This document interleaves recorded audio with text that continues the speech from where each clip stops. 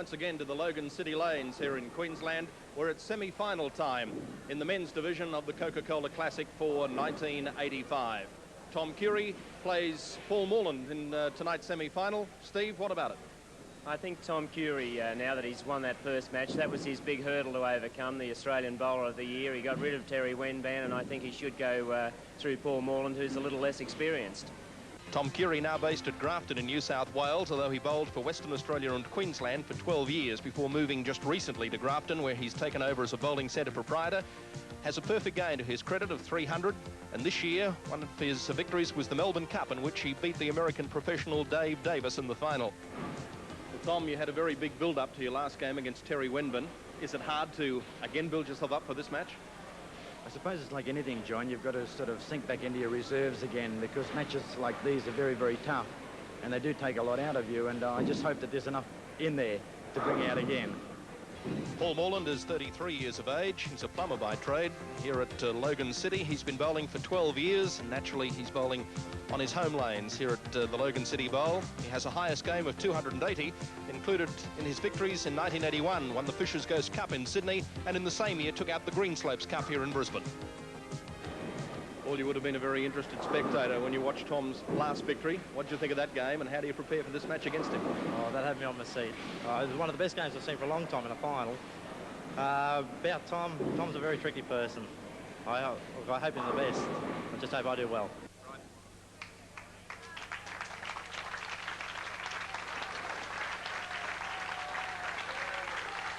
So the start of what should be a very exciting semi-final of the 1985 Coca Cola Classic, and the local hero, Paul Morland, to bowl the first frame.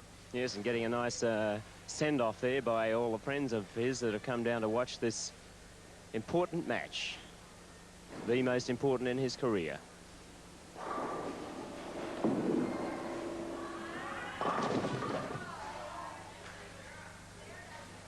Well, he should pick up his spare. He was probably a little unlucky not to have got his strike.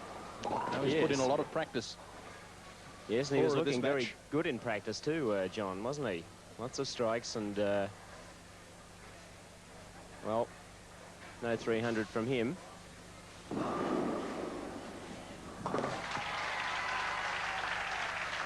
And a good round of applause for Paul Morland's first ball on national television. So Paul Morland gets his spare in his first frame, and that brings Tom Kury up to the 14th lane, where he'll send down his first ball of the semi-final. And that gritty-eyed competitiveness of Tom Kury showing there with a great strike in the first frame.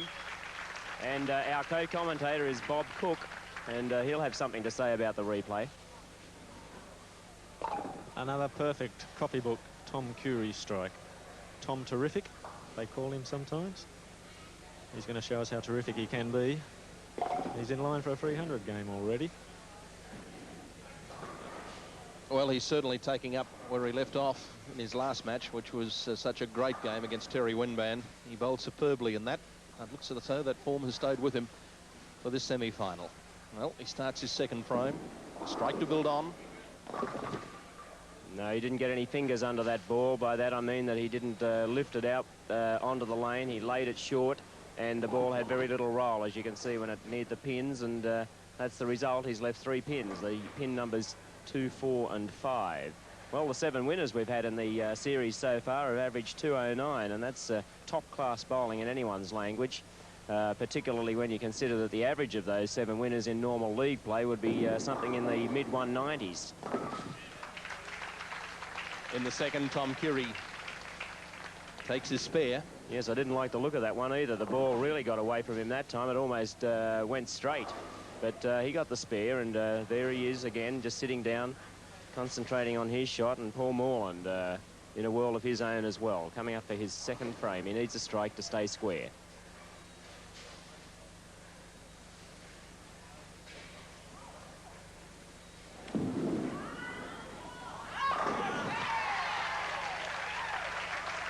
And greeted with a great round of applause by the local crowd. Yes, and what a great reaction to that strike. He loves the game. All the top bowlers, you've noticed in the last couple of weeks, Terry, Tom, some of the ladies, Cheryl Munson, Joan Lepp, they all love to get down and see that ball obliterate the sticks. And that was a beautiful shot then by Paul Morland. He'd love a double now. Tom Kury, as is always his case, doesn't watch his competitive bowl. He simply sits behind them, concentrating hard. Oh, bad luck. Bad luck for Paul Morland. Leaving that one pin standing, but that, yes, that shouldn't present too many problems to get his spare. A little bit of a wayward shot. It may well have been a strike, but it did go to the left-hand side of the head pin, and he wouldn't have been aiming for that. So he's going to have to go for this 10 pin now, and it's right in the right-hand corner, shooting way across the lane. Doesn't want to lose it. He's got the spare. So after 3 frames, Paul Morland is 40, and Tom Kury now needs a strike to stay square after 2. Morland, of course, has the hometown advantage. He bowls on these lanes. It can be a big advantage in 10-pin bowling. The lanes across the country are all vastly different. But he's up against Tom Kury, the 1984 bowler of the year. And that's a great strike.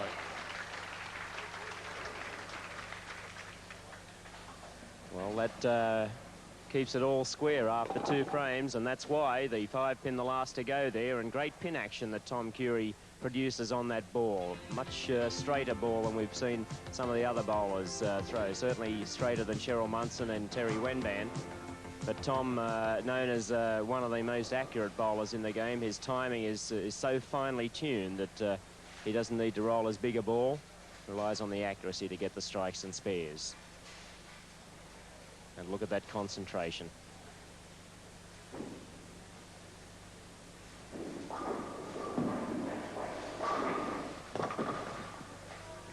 Almost in trouble that time.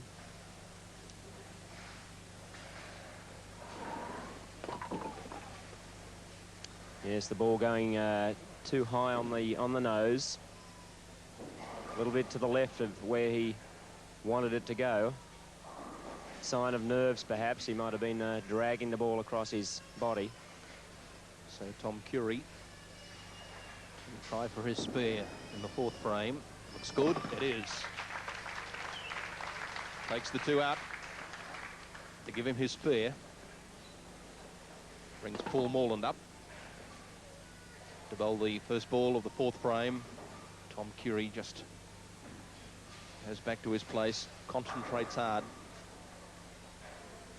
Well, this is a semi-final match. The loser of this match gets $600, but the winner, of course, goes on to meet the top-seeded Queensland King. They call him Alan Atkins in our men's final. But one of these two will do it.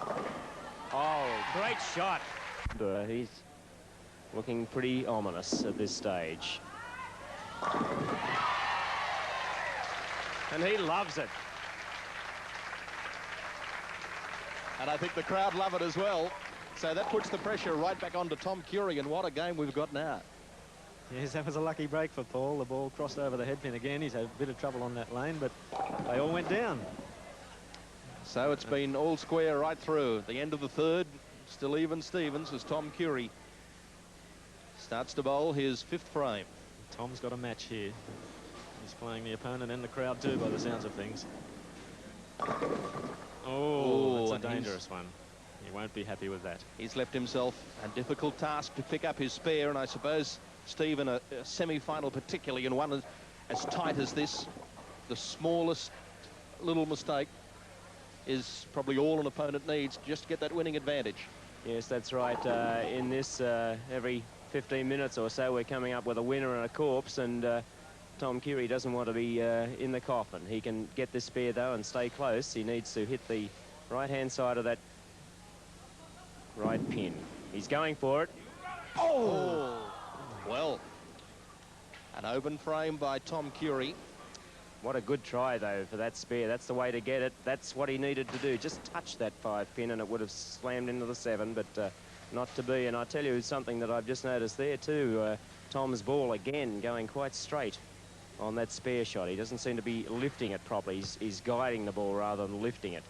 He's going to have to concentrate on that. Tom Kury to start bowling his 6th frame, leaving an open frame in the 5th.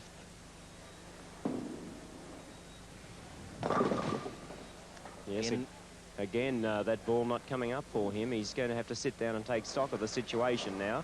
That ball is fading. It's done it twice.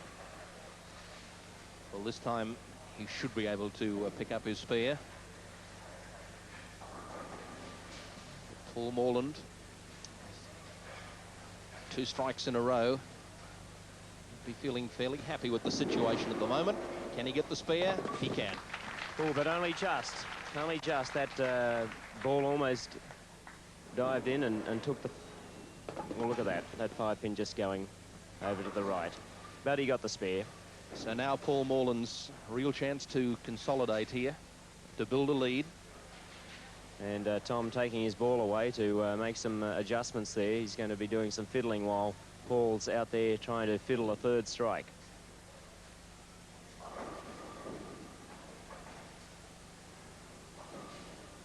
Nice and relaxed. Looks good. Oh. Not happy with the result there. The ball jumped up on him. It looked good there and then dived and did nothing when it hit. Good push away that Paul Morland has.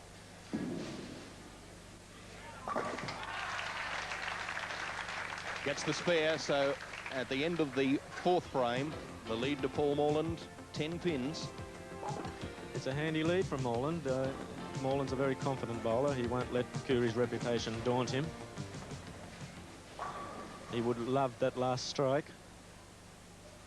but it wasn't to be, so he'll be trying to start the strikes up again here. Taking his time, you notice he jiggles his ball into the hand there. Start of the 7th frame for Paul Morland. Looks good. No, leaving the 1 pin standing. Yes, and possibly raising his head at the release point there. He's got to keep his head down on the shot, relax, and keep the head down at the arrows on the lanes. And he raised it there, obviously, and pulled the ball towards the left. The completion of the 5th frame. 22 pins, the lead to Paul Morland, as he gets his spare in the 7th. Well, that's good to get a spare in the 7th, because Tom's coming up for the 7th frame now, and of course every time the man up on the lane already gets a strike and a spare, it just puts that added pressure. Tom Kury taking his time. We saw him take this ball back to the bench and do a bit of cleaning of the holes. Maybe he was losing grip there, might have had a bit of perspiration, a little bit of dirt in there. He's cleaned it out. Let's see if he can now lift the ball. The last 2 or 3 frames have not been good for Tom Kury. Well, he had a spare in the 6th, but he needs strikes as he starts the 7th. And Tom coming back towards the players' area and said rubbish. And it was. He's not lifting the ball well, and fortunate to get 8 pins out of that. But he's left himself 2 easy ones. And that last pin that fell would have made that a nasty conversion. He should be sweet with this one and will remain 23 pins behind.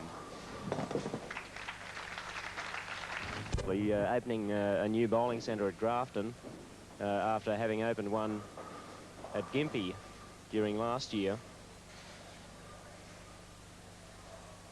But he knew this tournament was on. He's done a bit of practice for it, and he knows the situation, the dire situation that he's in at the moment. So 23 pins behind as he starts the 8th frame. But the strike's not coming for him as they did in that previous match. Yes, perhaps taking a little bit easier against Paul Morland, a bowler of lesser known qualities than the man he beat in the last match, Terry Wenban, and he might have underestimated Paul Morland, a local plumber here from Logan City. Cover the spare, though, and that's the object of all good bowlers. We've seen Joan Lepp get a whole lot of spares in her couple of matches in the program, and Tom Kury only 1 blemish in that score sheet with a split in the 5th frame.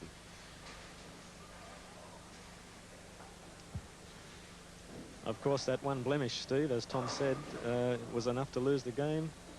And that's the way it's shaping up at the moment. Unless Morland makes a blemish of his own. He's got to stay clean, keep those pins in the pit. Top of the 8th for Paul Morland. Well, a similar sort of shot to Tom Kury, and these two letting the pressure of the semi-final in this Coca Cola Classic perhaps get to them a little bit. Another wayward shot for Paul Morland, but much easier pin to go for, the 5, right in the middle of the pin deck. Margin at the end of the 7th was 24 pins in favour of Paul Morland. He picks up his spare in the 8th. And you'll notice both of these bowlers are wearing rather marvellous looking contraptions on their wrist. They're called Cobras, and they help keep the wrist in a firm position all the way through, and also that long gadget at the end there helps that index finger point the ball in the right direction. But of course the timing has to be there. All these gadgets are all very well, but if you've got no ability, they don't do you much good whatsoever.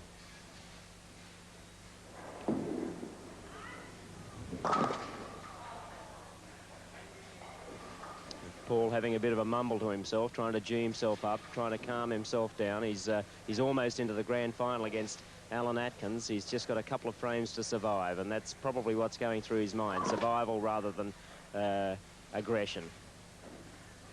And he gets his spare. Well, Tom Kury now. It's do or die time for Tom Kury. This is where he needs to produce now. This is the foundation frame for him. He's got room for a 202 game. Paul Morland shooting at a 205 clip. Let's see what happens. Got to get this first one. Looking okay. Oh, dearie, dearie me. Didn't come up again. And Tom can see it's slipping away now. He's going to have to rely on Paul Morland opening the 10th frame and hope that he gets this spare in a turkey. A tall order for last year's bowler of the year.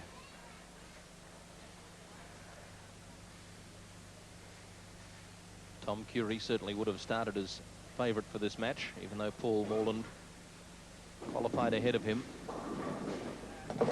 And leaves the open frame. Very hard spare to get that one. Yes, an unbelievable miss for a man of Tom's experience, and he's going to go on and lose this semi-final match, and it'll be a Morland-Atkins final. And Tom will find little consolation in the $600 third place prize, I'm sure.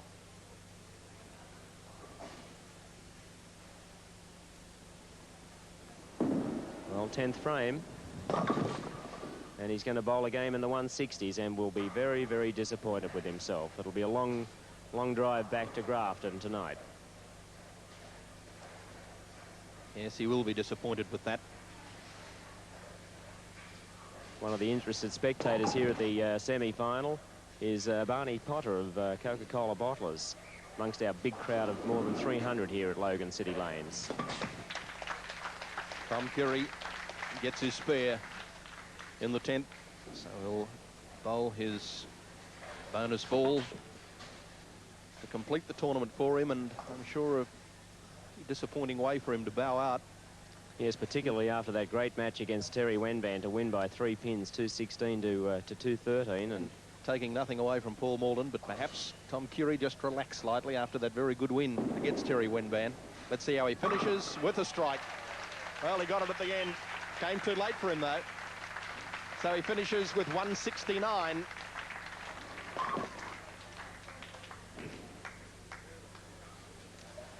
Yes, our losers are not doing it easily in this tournament. Ken Sheehan had a 213 losing game, and so did Terry Wenban, but some of our other losers have been in the 160s and 170s. Obviously, the pressure of the situation getting to them. And Paul Morland now just going through the motions. He's going to try and find a nice way in here on the lanes, because in the next match, as we said, he'll be meeting the top-seeded Alan Atkins, who is a left-handed bowler. No left-handers have participated in the tournament so far, and they usually have a good reputation here at Logan City Lanes. But Paul Morland now going through the 10th frame. In the next match, we'll have the women's grand final. It'll be Cheryl Munson of Sydney meeting the Queenslander, the top seed, Di Stewart.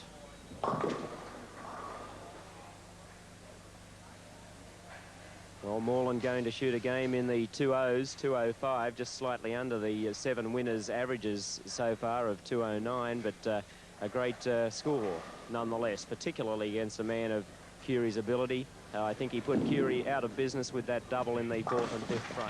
And there it is.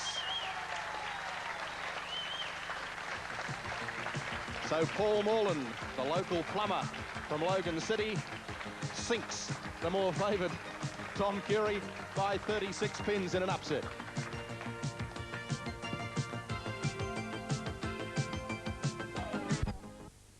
Congratulations, you just couldn't reproduce that form of your game against Terry's. No, you're right, John. The lane conditions were a little bit puzzling for me, and I was looking right throughout the game. And in the meantime, Paul was bowling nice and steady, and I just couldn't do anything about it. I think that 5-7 sort of threw me at the beginning, and I was just searching and couldn't find it from there on. But well done on finishing in 3rd place. thank you very much. And Paul Morland, congratulations, a great win. Yeah, I was lucky. Lucky. That strike on Brooklyn wasn't my favourite shot, but I'll take it anyway. But Tom bowled well, just he was unlucky. All right, we'll see you back for the grand final, and that should be a great game against Alan Atkins. Thank you very much.